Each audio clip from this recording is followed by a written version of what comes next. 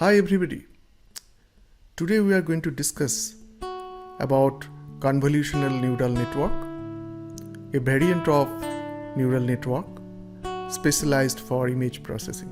In this video, we'll be interested in specifically to understand how neurons are connected in a convolutional neural network, or CNN in short. So let's begin with a small refresher on the standard neural network architecture. We have taken an image of 6 by 6 pixel, where each of these boxes here are representing one of the pixel, and we have taken one input layer of the neural network, which is dense in the sense that each neuron out there is connected to all the pixels.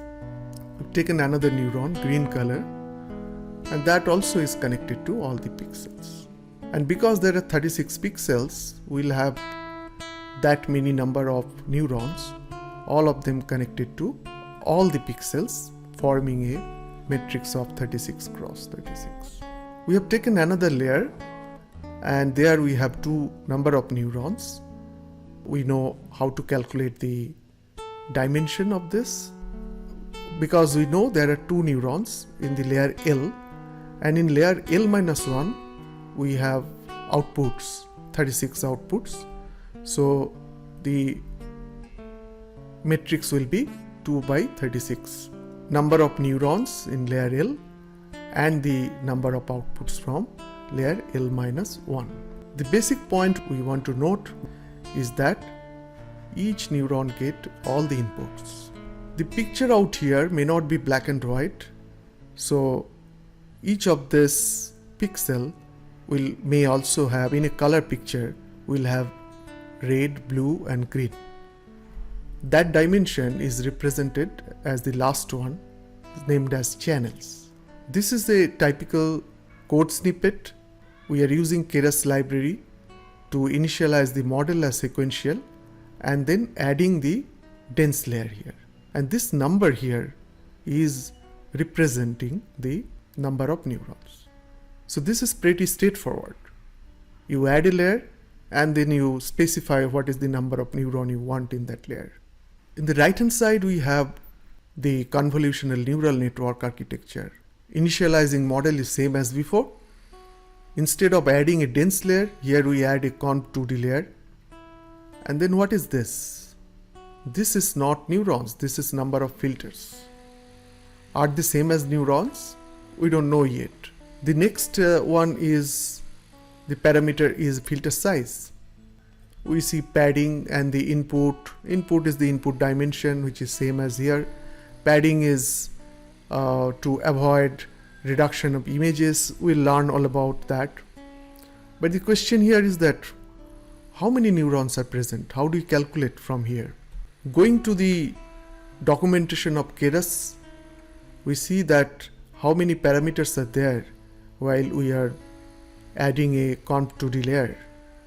Filters we have understood, kernel size is there, strides we had not mentioned earlier, but we see there is a default value. Padding also have a default value, but no trace of neuron yet. We'll come across a term called feature map when we study CNN. And then why it is feature map? Why it is not feature? This one is a standard CNN architecture, ImageNet. Once we look at them, we also notice something strange here. This 224 cross 3, this dimension we are familiar with. We just learned that this last figure is 3 is the channel, RGB. But when you go to the conv layer, how this is becoming 64, and you see, notice that with each layer adding, this number is increasing. Similarly, this we are aware 224 into 224 is the pixels, row and columns. Go to the conv layer and then we find they are decreasing. So image size is decreasing and this third dimension is increasing.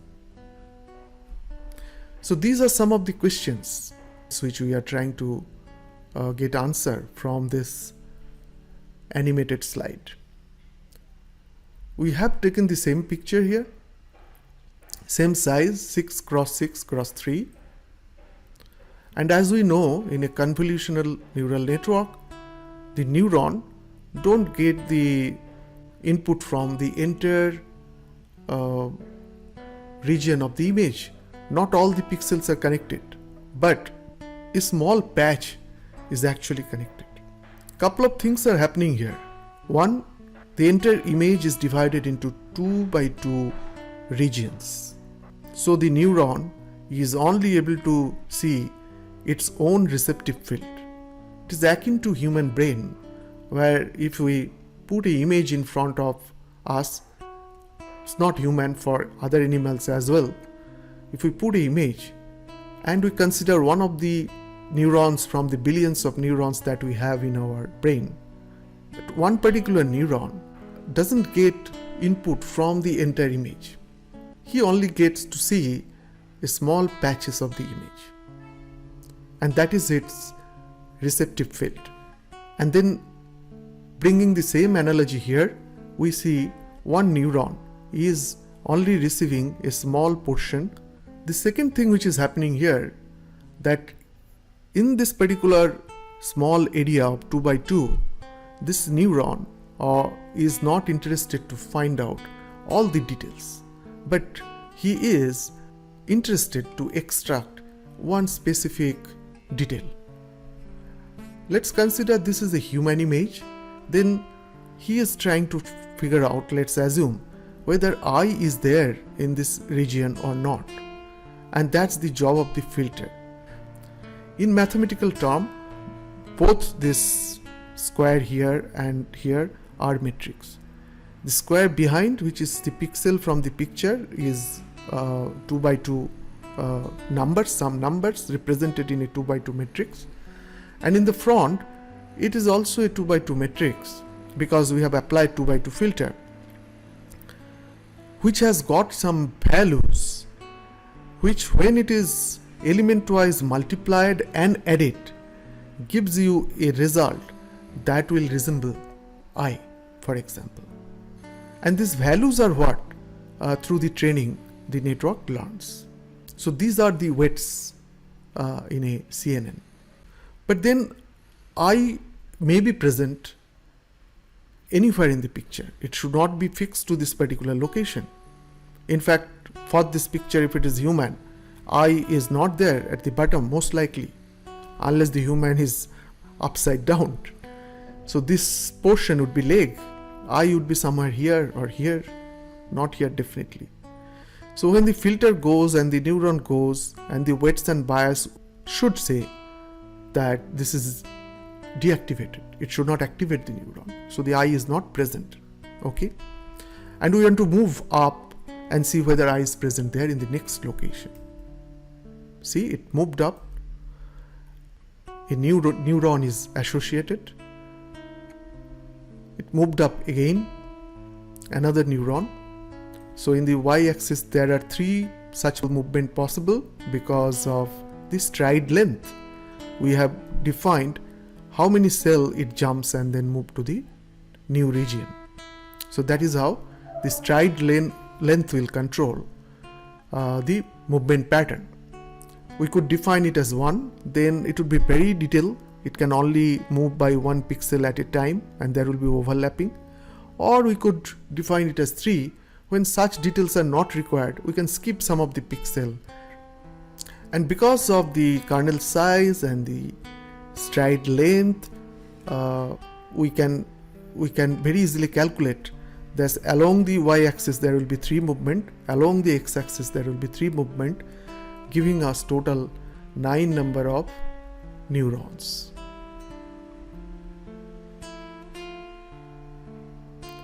So far what we have done is applied one filter whose values are such that it is able to detect eye from the picture of a human body, and then move that filter all region to detect whether eye exists in any region, and therefore if the feature is eye, then trying to detect the eye from the entire picture becomes a feature map. So this is what is the feature map. Each one of them, when they are doing the convolutional operation, they are taking into consideration the RGB channels.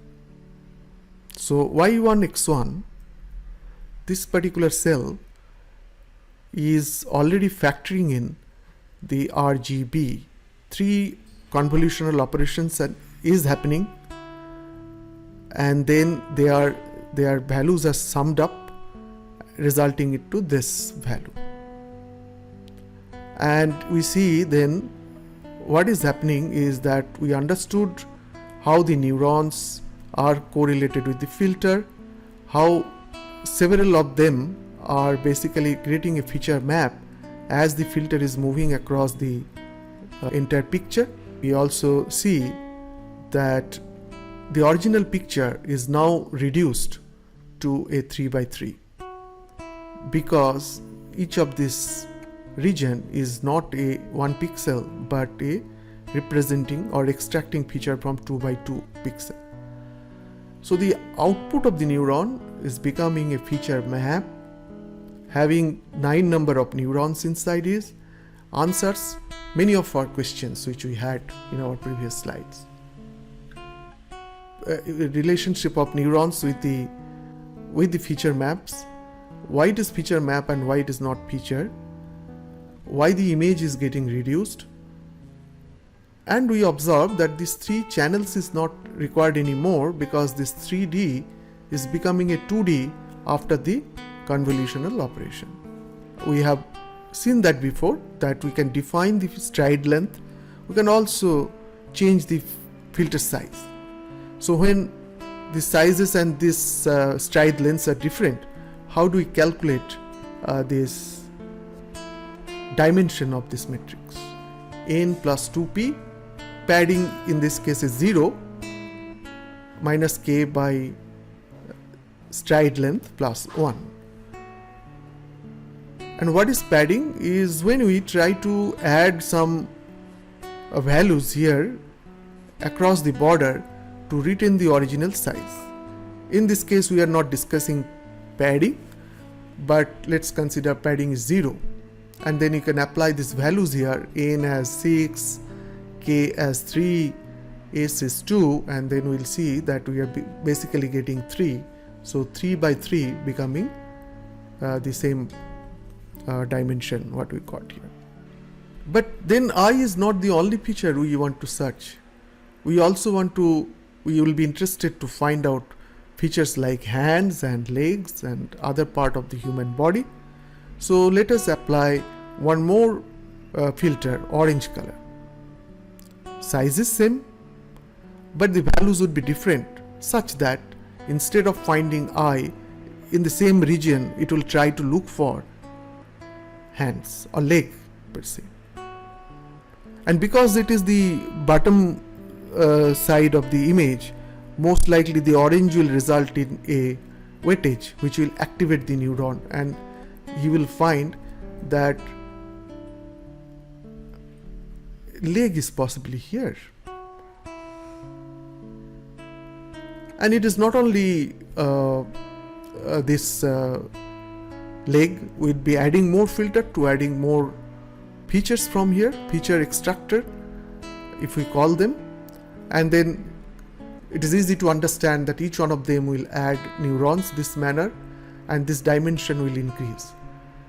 And that is where we've seen that the 3 channels have gone, because it is after conv operation it has become 2D, but as we add more filters, this dimension will be increasing.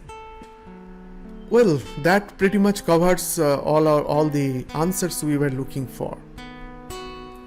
And now apply this concept on this exercise, which is we have taken a layer conv2D and adding 3 number of filters with kernel size 3x3, stride length of 3, padding 0, and input picture size 127 x 127.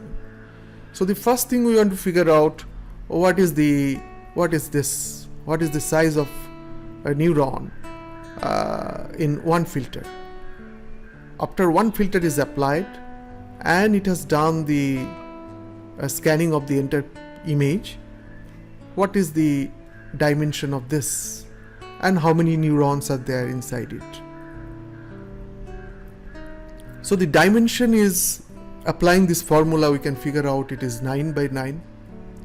Neuron is 81 therefore, and because we are applying 3 number of filters, it is becoming 81 into 3, 243 neurons. That completes this session. Hope we have got all the answers. The questions with which we have begun this video, we have got the answers here. Now, it is not quite common to get into the neuron details from the CNN, because the very purpose of CNN is to hide the neuron and bring filter in forefront. However, because it is a neural network, you might be interested to figure out how these correlations are, and that is why I created this video. I found that some of the other folks were also interested and had this question, similar questions in Stack Overflow. I found this answer is quite related to what we have discussed in our video. I am giving the link down below in this video. You can go through this. See you then in the next video.